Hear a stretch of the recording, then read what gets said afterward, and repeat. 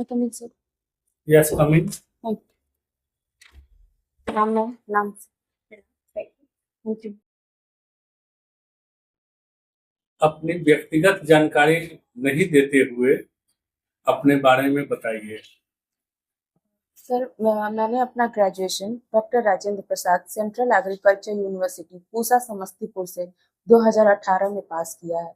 उसके बाद 2019 से मैंने आत्मा ऑर्गेनाइजेशन के अंतर्गत एज ए एटीएम पद पे कार्यरत थी और मेरी अभिरुचि खाना बनाना, ट्रैवलिंग और अगर कभी मन होता है तो सर फैशन डिजाइनिंग का भी शौक। ठीक है, तो आप अभी कहीं काम कर रही हैं? नहीं सर। छोड़ दी काम। जी। आत्मा में आपने कुछ काम किया था? जी सर। किस पद पे आपने काम किया था? Sir as a assistant technical manager के पद पे मैं वहाँ पे कार्यरत थी। अच्छा, उसमें क्या कार्य आपका था? सर वहाँ पे मैं किसानों को जो भी टेक्नोलॉजी से रिलेटेड ट्रेनिंग प्रोवाइड होता था, किसानों को एक्सपोजर विजिट के लिए भेजना होता था और किसान चौपा लगता था, किसान मेला लगता था। इसमें किसानों को पार्टिसिपेशन कराने का हमारी भागीदारी होती थी। तो इसमें कैंप के दौरान आप क्या-क्या करती थी? सर सरकार की जितनी भी योजनाएं होती थी उसको हम लोग किसानों तक पहुंचाते थे। कौन-कौन सी योजनाएं आत्मा के द्वारा संचालित हो रही है? सर आत्मा के द्वारा मशरूम की ट्रेनिंग प्रशिक्षण दी जाती है। जितने भी मशरूम हो गया, अ, अगर किसान एक्सपोज़र किसी स्पेशल चीज़ पे अपना प्रशिक्षण पाना चाहते हैं तो वो रिक्वायरमेंट हमें बताते हैं, फिर हम भी उस पे आगे तक उसको बात को पहुँचा के उस पे ट्रेनिंग प्रोवाइड कराते हैं।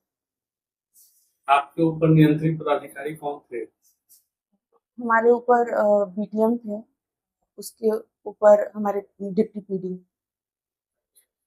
ठीक है, आपने राजेंद्र प्रसाद कृषि विश्वविद्यालय पूसा से स्नातक कृषि में किया है।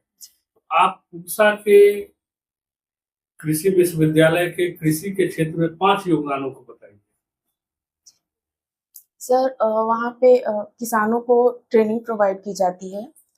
उनके द्वारा जो भी रिसर्चर होते हैं, जो हमारे टीचर होते हैं, वैरायटी रिलीज़ करते हैं, जिससे किसानों की आमदनी बढ़ती है।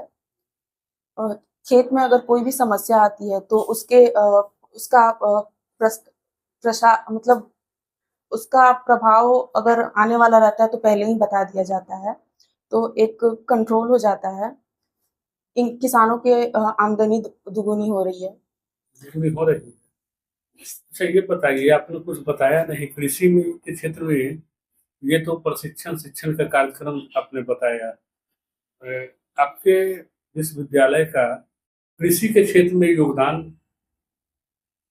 जैसे किसी वैरायटी का हुआ हो या किसी तरह का यंत्र का उत्पादन होता हो या उसकी नई कोई किस्म वहाँ से आविष्कार हो, तो इन सब बारे में कुछ है जानकारी आपको? जी सर। सर अभी हमारे यहाँ से राजेंद्र पोदो एक वैरायटी रिलीज़ हुई है। आरएयू 1 वैरायटी रिलीज़ हुई है। ये क्या ये किस चीज़ की वैरायटी है? ये हमारे कोर्स सीरियल्स की वैरायटी है। इसका उत्पादन सर इसका डिमांड इतना ज़्यादा था कि अभी वहाँ पे इसका शॉर्टेज हो गया है, तो एक तरीके से किसानों के बीच में काफ़ी जागरूकता आई है। वहाँ की और सारी वैरायटी है, राजेंद्र भगवती, राजेंद्र मंसूरी, ये सारी राइस की वैरायटी है। एग्रीकल्चर में हरित क्रांति हुई थी। हरित क्रांति के कोई किस्म पहली बार आपके विश्वविद्यालय से उत्पादन किया गया था, का नाम बता सकती हैं उस? सॉरी सर, मुझे अभी याद नहीं आ रहा है। ठीक है सर। ओके, आप मशरूम के बारे में बात कर रही थी। मशरूम कल्टीवेशन के लिए क्या क्या condition required? Ma'am mushroom oyster mushroom होता है, बटन मशरूम होता है। जो बटन मशरूम होता है इसके लिए स्ट्रॉ चाहिए होता है और स्पॉन्ज चाहिए होता है। कुछ अगर उसका ट्रीटमेंट हम लोग कार्बेंडाजिम से स्ट्रॉ को कर देते हैं तो बहुत आसानी से बटन मशरूम और ऑयस्टर मशरूम का कल्टीवेशन किया जा सकता है। ओके, आप स्कीम की बात कर रही थी। मुझे कोई स्कीम बताइए, बिहार गवर्नमेंट की और सेंट्रल गवर्नमेंट की, जो कि किसान की आय को बढ़ाने की? मैम हम बिहार सरकार द्वारा मुख्यमंत्री तीव्र बीज विस्तार योजना का किया जा रहा है, जिसमें किसानों को सिर्फ आप योजना का नाम जी, बताइए। मुख्यमंत्री तीव्र बीज विस्तार योजना, जी। मुख्यमंत्री शताब्दी निजी नलकूप योजना, मुख्यमंत्री बागवानी छत बागवानी मिशन।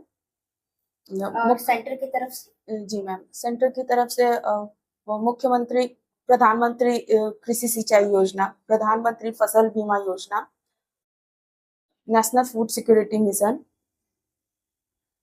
अच्छा, आपने सिंचाई का काफी जगह नाम लिया, आपने सिंचाई से जुड़ी योजनाएं जो की बताई। ये मुझे बताइए कि जो माइक्रो इरिगेशन का नाम आपने सुना जी होगा, माइक्रो इरिगेशन किस तरीके से वाटर कंजर्वेशन में हेल्प कर रहा है? मैम, माइक्रो इरिगेशन में ड्रिप इरिगेशन आता है और स्प्रिंकलर इरिगेशन। इस ड्रिप इरिगेशन में डायरेक्ट रूट को हम लोग पानी प्रोवाइड होता है। इसमें वाटर जो इसको ट्रिकल ट्रिकल इरिगेशन भी बोलते हैं। इसमें ऑलमोस्ट 90% तक वाटर कंजर्वेशन होता है। इसमें लॉस बहुत कम होता है। और इसी तरह स्प्रिंकलर इरिगेशन जो अनडिवलेटेड एरिया होता है, इसमें हम लोग स्प्रिंकलर के थ्रू वाटर सप्लाई करते हैं और इसमें लगभग 80 to 85% तक वाटर सेव होता है। ओके। मुझे ये भी बताइए किस तरीके से एग्रीकल्चर इम्पैक्ट कर रही है ह्यूमन हेल्थ?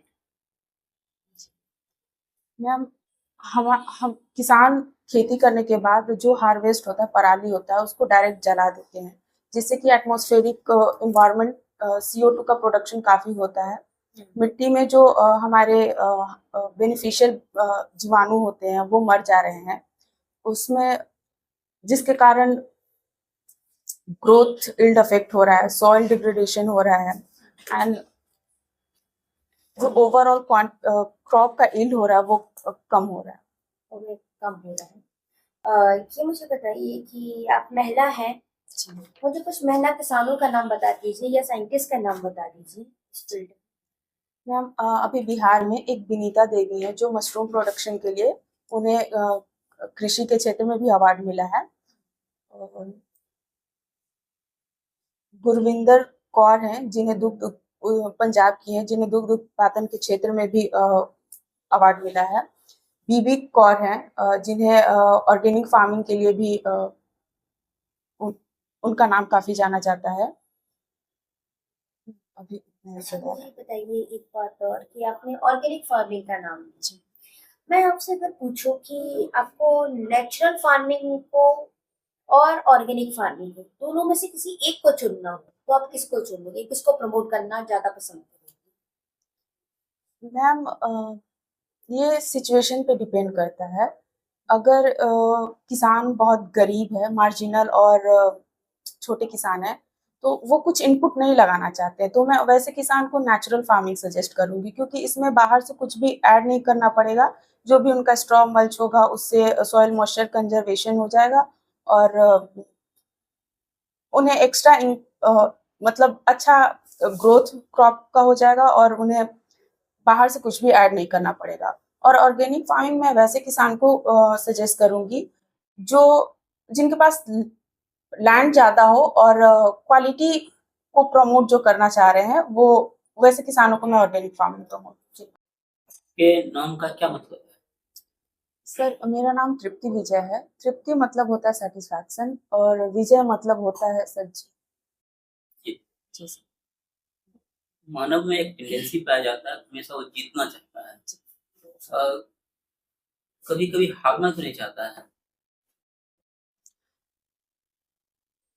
सर, जीत एक मेरे अकॉर्डिंग मुझे लगता है कि जीत एक मोटिवेशन है जिसे हमें आगे बढ़ने की प्रेरणा मिलती है, इसीलिए जीत होना जरूरी है। आपको नहीं लगता है कि जब एक व्यक्ति जीतता है तो कई लोग हारता भी है? तो ऐसा नहीं है कि एक व्यक्ति जीत रहा है कई लोग हार रहा है, तो लोगों को जीतने के बजाय हारना चाहिए ताकि कोई दूसरा लोग जीते। सर, हम लोग एक कॉम्पिटिटिव इन्वायरमेंट में रहते हैं, तो अगर हमें अच्छा सर्वाइवल ऑफ द फिटेस्ट का अगर लॉ अपनाएंगे तो उस हिसाब से देखा जाए तो हमें हमेशा निरंतर आगे बढ़ने की कोशिश करते रहना चाहिए। ठीक है। यदि आप कोई ऐसा कॉम्पिटिटिव प्लेस पर बैठे हुए हैं जहाँ आपको हारना है, तो कौन सा ऐसा प्लेस आप चूज करना चाहेंगे जहाँ आप हारना स्वीकार करें?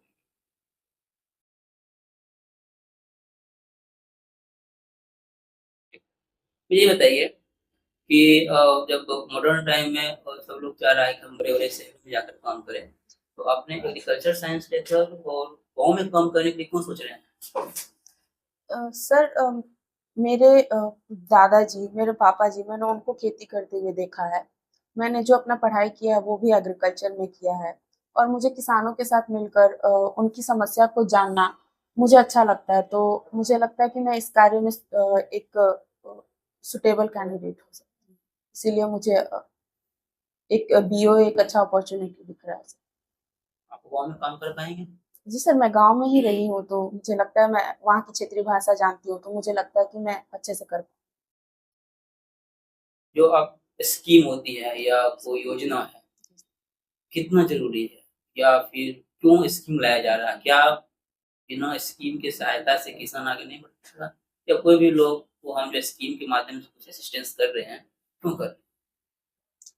सर स्कीम एक प्रॉपर जो सरकार की योजनाएं होती है सभी तरह के किसानों को रख के बनाई जाती है। सबका विकास के लिए ये योजनाओं का होना जरूरी है ताकि एक होलिस्टिक ग्रोथ हो सके किसी भी राज्य का, इसलिए स्कीम का होना जरूरी है। स्कीम तो कम से कम ये तो बता ही रहा है कि ग्रोथ यहाँ नहीं है, डेवलपमेंट यहाँ नहीं है, ये स्कीम है। क्या यदि आप मानिए यदि भारत का कोई ऐसा राज्य होता जिस राज्य में किसी प्रकार का कोई स्कीम नहीं होता, कोई योजना नहीं होता, इसे क्या मैसेज आता?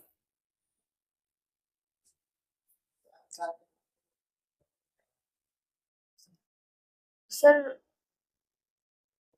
क्वेश्चन आप समझ रहे? सर एक बार और फिर से जी सर। भारत में 28 राज्य हैं। जी सर। आप एज्यूम कर लीजिए कि कोई ए नाम का राज्य है जिसके पास कोई योजना नहीं है, कोई स्कीम नहीं है। जी तो इससे क्या मैसेज जाएगा पब्लिक के बीच? सर वहाँ के एडमिनिस्ट्रेशन जो है उसकी व्यवस्था अच्छी नहीं है, एक मैसेज जाएगा क्योंकि उसका काम होता है कि सभी लोगों का विकास हो सके। तो एक स्कीम के थ्रू सभी तरह के योजनाएं सभी तरह के लोगों के लिए होती है, तो मुझे लगता है कि तो होना आपने एक बताया कि वहाँ का एडमिनिस्ट्रेशन या सिस्टम ठीक नहीं है। जी ऐसा भी तो हो सकता है कि वो राज्य इतना डेवलप होगा कि स्कीम की जरूरत ही नहीं होगा। ये तो हो सकता है। सर। मुझे मेरा मानना है कि ऐसा पॉसिबल नहीं है सर, क्योंकि हम यहाँ डाइवर्सिटी बहुत है, तो सारे लोग एक जैसे तो नहीं हो सकते। अच्छा, तो मीन्स स्कीम बहुत जरूरी है। आरक्षण कितना जरूरी है? सर आरक्षण भी जरूरी है। जो पिछड़े जो मेरा मानना है कि जो पिछड़े हैं उन्हें आगे आने का मौका देना चाहिए, जिससे कि जैसे कि सर महिला आरक्षण है, इसमें अभी भी हमारे देश में कुछ लोग गाँव में कुछ ऐसे लोग हैं जो अभी भी बॉय को प्रेफर करते हैं ओवर अ गर्ल। अभी जो ब्रिटेन में जो सत्ता परिवर्तन जी हुआ है और इसे आप किस तरीके से देख रहे हैं? सर ब्रिटेन में पहले ऋषि सुनक थे, राइट विंग पार्टी थे, और अभी जो आए हैं उनका नाम तो मुझे याद नहीं है, बट वो लेफ्ट विंग पार्टी है। ये एक वहाँ पे जो ऋषि सुनक थे इकोनॉमिक कंडीशन को काफी मेंटेन किए हुए थे। जो सर वहाँ की जो पॉपुलेशन है वो इन उनको एक अपॉर्चुनिटी की तरह नहीं देख रही है। बहुत बार उन्हें रेसिस्ट होने का भी सामना करना पड़ा और इस वजह से वो उनको चेंज करके एक दूसरे पार्टी को ला रही है जो उनकी तरह है। आपने यूज किया है राइट विंग, लेफ्ट विंग। जी पता है आपको राइट विंग क्या होता है? जी सर, जिसकी विचारधारा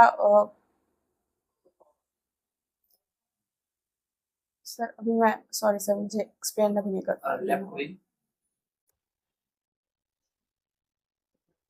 सर एग्जैक्टली मैं नहीं डिफाइन कर पा आपने बताया कि ब्रिटेन में कुछ रेसिस्ट जी आपका सेंटिमेंट्स है। जी इतना डेवलप देश में इस तरह का सेंटिमेंट्स सर जैसा कि मैंने कहा था कि वो राइट विंग वहाँ के लोग चाहते हैं कि जो उनके जैसे दिख रहे हैं। ऋषि सुनक एक इंडियन ओरिजिन के पीएम थे, तो बहुत बार उन्हें इस चीज़ का सामना पड़ लोग वहाँ पे अभी फिलहाल में ही उनका एक ट्वीट था जिसमें उन्होंने कहा कि उन्हें पापी बोला गया और इससे उनके फैमिली सेंटिमेंट्स को भी हर्ट ओके, हुआ। ठीक है। जिस प्रकार से ब्रिटेन में सत्ता का परिवर्तन हुआ, लंबे समय बाद सत्ता परिवर्तन जी हुआ, सर। क्या इससे अमेरिका के चुनाव को कुछ समझ सकते हैं इसके माध्यम से? अमेरिकी चुनाव को, वहाँ भी चुनाव होने वाली है जी अभी। सर। सर वहाँ पे भी अभी नवंबर में इलेक्शन होने वाले हैं। वहाँ पे जो बाइडेन और डोनाल्ड ट्रंप के बीच में क्या आपको लग रहा है कि ब्रिटेन के रिजल्ट से जो बाइडेन साहब घबरा गए होंगे, डर गए होंगे? ऐसा लग रहा है? या डोनाल्ड ट्रंप बहुत खुश होंगे? सर मुझे इसके बारे में नहीं आइडिया। अपने अंदर की ऐसी 7 क्वालिटीज बताइए जिससे वोट को लगे कि you are the suitable candidate for this post. Sir मुझे लगता है कि मैं एक स्मार्ट पर्सन हूँ। स्मार्ट का तात्पर्य है सिंपल, मॉरल। मैं अपने काम के लिए अकाउंटेबल हूँ, रिस्पॉन्सिबल, और मैं जहाँ भी काम करूँगी मैं एक ट्रांसपेरेंसी के साथ काम करूँ। और कुछ? सर मैं जेनरस भी हूँ और इंथुसियास्टिक भी हूँ। अच्छा, आपने बताया कि आपका कुकिंग हॉबी है। क्या करती है कुकिंग में, क्या क्या बनाती है? मेनली मैं घर में जो देसी टाइप जो यूट्यूब पे खाना होता है सर, मैं वो देख के बनाना पसंद तो यूट्यूब देख के बनाती है। जी सर। चलिए ठीक है, आपका इंटरव्यू समाप्त हुआ, अब आप जा सकती हैं। Thank you sir. Thank you. आ जाइए। आ जाइए। मैं एक पॉइंट करके इसमें मैं सर को दे देती हूँ। मैंने पूछा था कि एग्रीकल्चर कैसे इम्पैक्ट करती है आपके हेल्थ, और मैंने ये नहीं पूछा था निगेटिव इम्पैक्ट। तो इम्पैक्ट पॉजिटिव एंड निगेटिव दोनों हो। जब ऐसे में पूछा जाए तो आपको बोथ में आंसर देना है, लेकिन पहले पॉजिटिव बोलना है, ठीक है? तो ये छोटे छोटे क्या होते हैं ना, इससे साइकोलॉजी पकड़ी जाती है कि आप किसी चीज को पॉजिटिव देखती हैं या निगेटिव देखती हैं। एंड क्वेश्चन कुछ क्वेश्चन आपके थोड़ा लंबे चले जाते हैं, मैंने आपको रोका, एक्सप्लेन मत कीजिए। मैंने बस आपसे नाम पूछा तो आप नाम बोलिए, तो आंसर को टू द पॉइंट। अब जैसे आपने स्कोप छोड़ दी तो क्या होता है कि जो नेक्स्ट क्वेश्चन है ना वो उसी स्कीम से आपसे आ जाता है। तो ये क्वेश्चन क्या होता है, नेक्स्ट क्वेश्चन आपके फेवर में चला जाता है। And this message for everyone, ठीक है? बाकी मुझे तो आपका बहुत अच्छा लगा सर। ठीक है, आप में बहुत अच्छी जानकारी है, नॉलेज डीप है, बोलने का तरीका एक ऑप्शन लाइक है, लुक लाइक ऑप्शन आल्सो। एक दो छोटी छोटी कमियां हैं, जैसे प्रश्न पूछे जाते हैं आप थोड़ा आंख ऊपर ऐसे करके देखती हैं, ठीक है? तो वो आपको सामने ही देखना है या थोड़ा डाउन करके सोचना है, ठीक है? जो आप पॉज लेती हैं उस समय। दूसरी बात है कि आप बोल रही थी कि स्वेल में मर जा रहे नहीं, न्यूट्रिशन का क्षय हो जाता है, आपको ये चाहिए था, ठीक है? शब्दों का चयन। तीसरी बात की व्यवस्था अच्छी नहीं है, किसी राज्य के बारे में नहीं कहना है। जब सर ने पूछा, हो सकता है राज्य वो कृषि क्षेत्र में इतना अग्रणी हो तो उसे किसी तरह की आवश्यकता। आपके जो आंसर्स मैडम ने भी पूछा, सर ने भी पूछा, उससे क्या हुआ कि आपकी निगेटिविटी बाहर। आपने मैम को भी निगेटिव बताया, सर को भी निगेटिव पॉइंट बताया, वो नहीं आप पॉजिटिव बताया।